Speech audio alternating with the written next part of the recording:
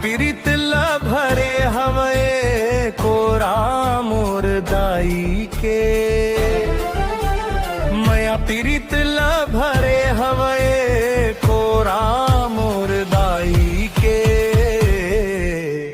गुण लगावत हव मैं छत्तीसगढ़ हिन दाई के। गुण लगावत हव मैं छत्तीसगढ़ हिन दाई के।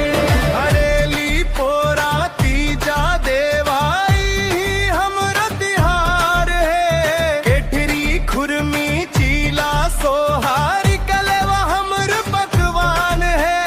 गुण लगावत हव मैं छत्तीसगढ़ हिन दाई के। गुण लगावत हव मैं छत्तीसगढ़ हिन दाई के। पंथी सुवाद दरिया करमाना चा हमर पहचान है।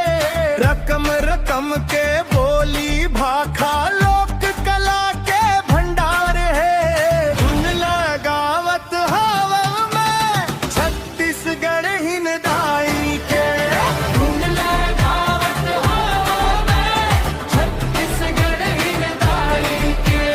शिवरी नारायण भोरम देव राज महाबड़ पावन है। गिराधपुरी के सेत खाम सत के हमर निशान है। गुण लगावत हव मैं छत्तीसगढ़ हिन दाई के। गुण लगावत हव मैं छत्तीसगढ़ हिन दाई के। छत्तीसगढ़िया सबले बढ़िया पुरखा मन के हवये कहना। छत्तीसगढ़िया भाई बहिनी धरती दाई के कहना। गुण लगावत हव मैं छत्तीसगढ़ हिन दाई के। गुण लगावत हव मैं छत्तीसगढ़ हिन दाई के। हे गुंथे महान दियर पापेरी शिवनाथ इंद्रावती धार।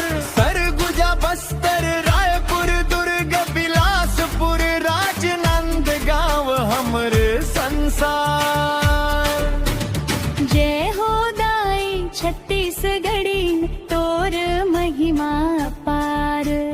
तोर मायाम बस गे हमर जीवन रो संसार। ओ जय हो दाई छत्तीसगढ़ी जय जय धरती माई।